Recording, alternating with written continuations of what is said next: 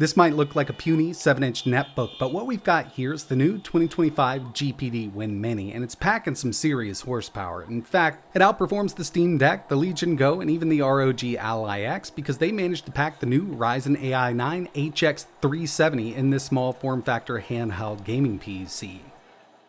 What's going on, everybody? It's etaprime back here again. Today we're going to be taking a look at the all-new 2025 GPD Win Mini, and this is one that I'm super excited about. When it comes to the Win Mini, these are some of my favorite laptop/handhelds, and even with the 2024 model and the 2023, these have been my go-to when I go on trips, mainly because we've got a laptop form factor. We can get a lot of work done on this, given the performance that these things put out, and then when it's time to game, we've also got the built-in controls here.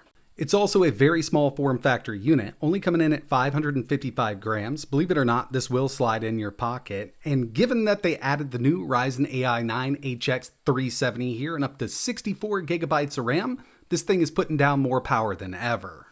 Taking a look at the unit, as you can see, we've got that built-in QWERTY keyboard. It is backlit. It's using dome switches for each of these buttons. And when it comes to the built-in controls, we've got the recessed Hall-based analog sticks that actually perform really well. And as for the face buttons and the D-pad, these are basically the same thing that you'd find in the PS Vita. The screen is a 7-inch 120Hz IPS display at 1080p, and it does support Freesync. It's basically the same thing that we saw in the ROG Ally and the Ally X.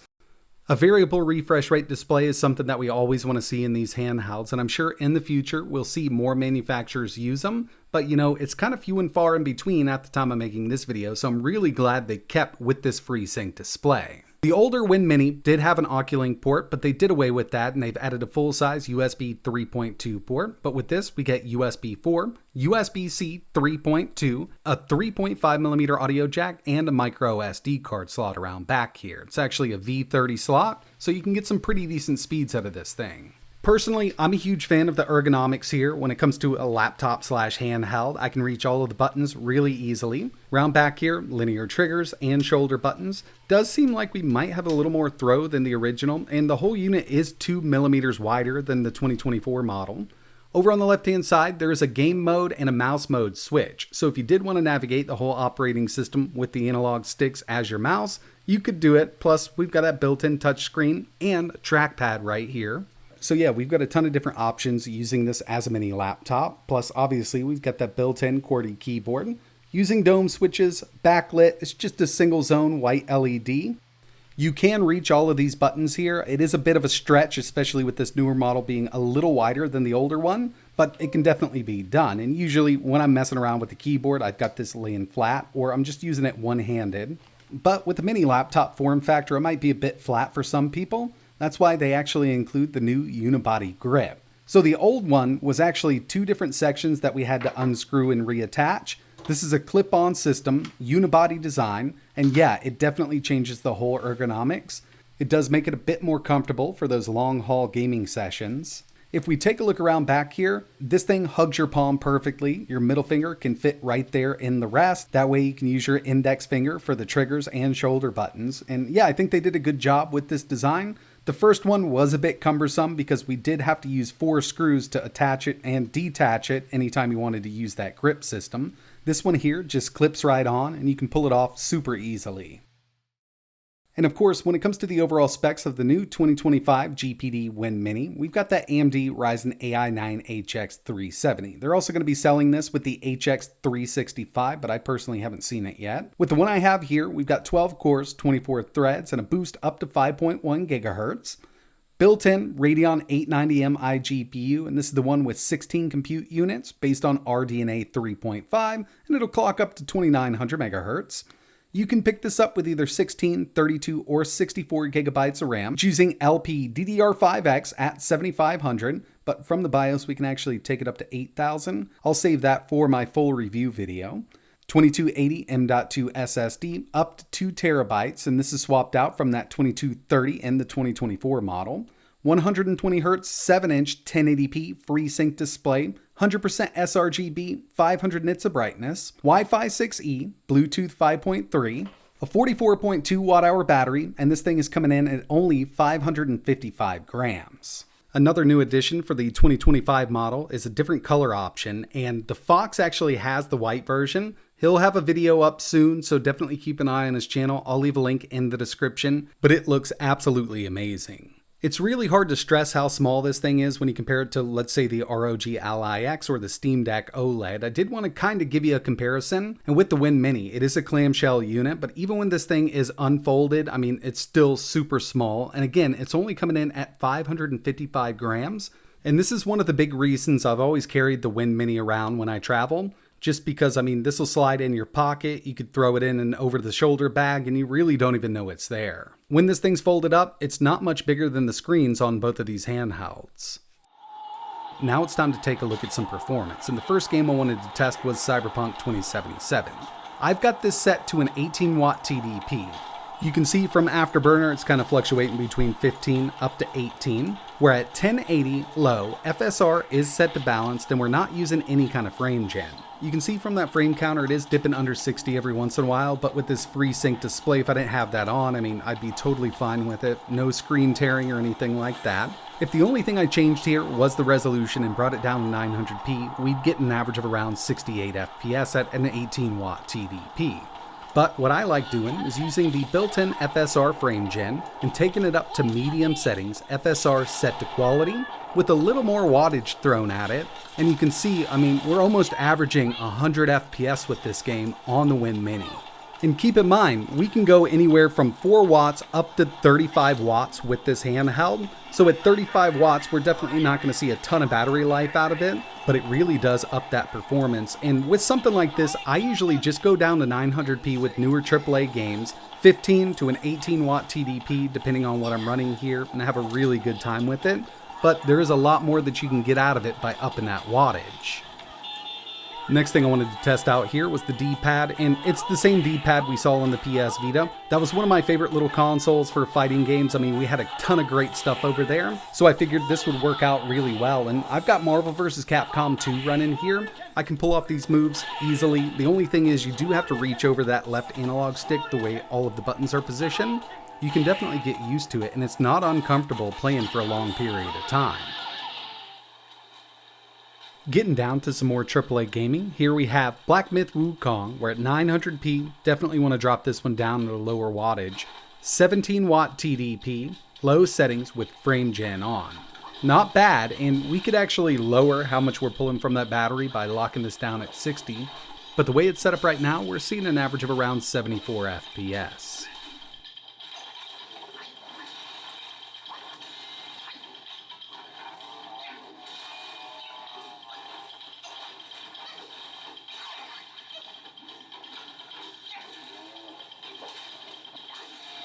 Doom Eternal, 1080, medium, 17-watt TDP, no dynamic resolution scale, and with this we're seeing an average of around 78 FPS.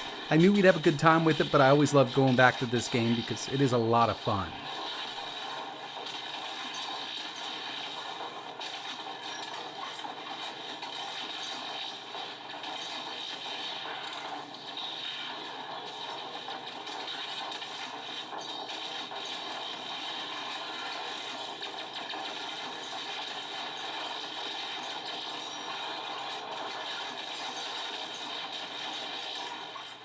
Overwatch 2, 1080, medium, 17-watt TDP, and I am using FSR 2.2 inside of the game. When it comes to esports games on that Ryzen Ai 9 HX 370, I've seen some great performance out of basically everything that I've tested.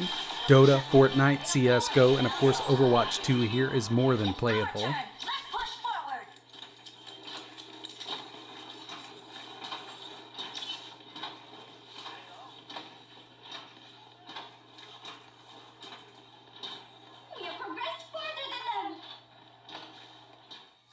And the final game I wanted to test here was God of War Ragnarok, 1080 low, frame gen on, 17-watt TDP. And if you take this up to around 22, you can go up to medium settings, same kind of thing here. But I'm really impressed by how well this runs on these Radeon iGPUs. Even the 780M with frame gen on and something like the ROG Ally X just runs this game amazingly. And indoors, when there's not a lot of draw distance, this goes up to the hundreds. And I wanted to test at that 17-watt TDP because that's performance mode on most of the handhelds out there right now, minus the Steam Deck, which is 15 watts. But again, if we just lock this down at 60, you can see we're up in the 80s with it like it is. we can draw a lot less from that battery. And I would definitely suggest doing this because we've only got that 44.2 watt hour battery.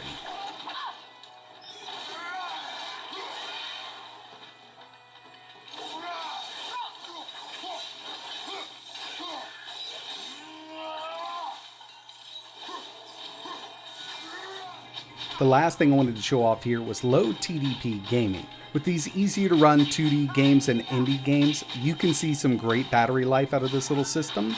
If you take a look at Afterburner, we're pulling close to 7 watts in total from the battery, and that's everything going on with the system. I've got the screen brightness at 50%, I've still got Wi-Fi and Bluetooth on. And I've also done this at a 15 watt TDP and 28 with a couple AAA games just to kind of give us a battery life estimate here.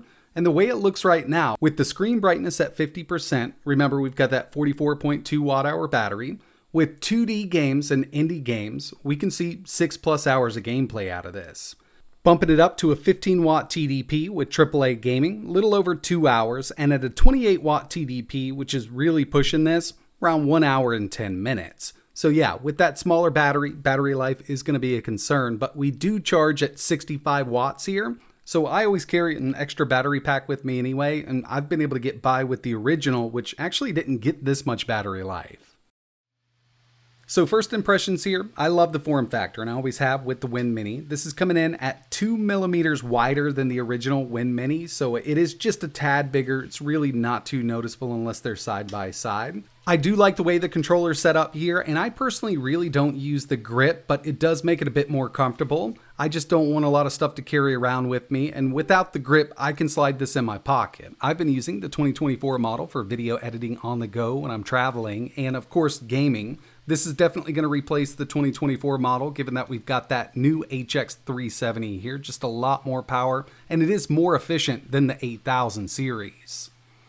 It would be nice if it had a bigger battery, but then you're going to sacrifice that form factor. If you want something this small, I mean, the way GPD has it set up, it's already packed internally. You couldn't fit a bigger battery in here the way it is, so the chassis would need to be thicker or a bit longer, and then you really just don't have that mini form factor. So I always carry a battery bank with me anyway for my other devices. I personally don't mind using it on the go, and if I'm editing on this, I'm usually in a room so I can plug directly into wall power. These are definitely some of my favorite little handheld / mini laptops on the market right now, and I'm really glad that GPD came to the market with that new Ryzen Ai chip. But that's going to wrap it up for my first look video. I want to spend a few more days with this, and of course we need to install Linux on this, see how it performs. I got a good feeling we're going to see some amazing performance out of this with something like Bazai installed. But until then, if there's anything else you want to see running on the new 2025 GPD Win Mini, just let me know in the comments below. And if you're interested in learning a little more, I will leave links in the description. But that's going to wrap it up for this one. Like always, thanks for watching.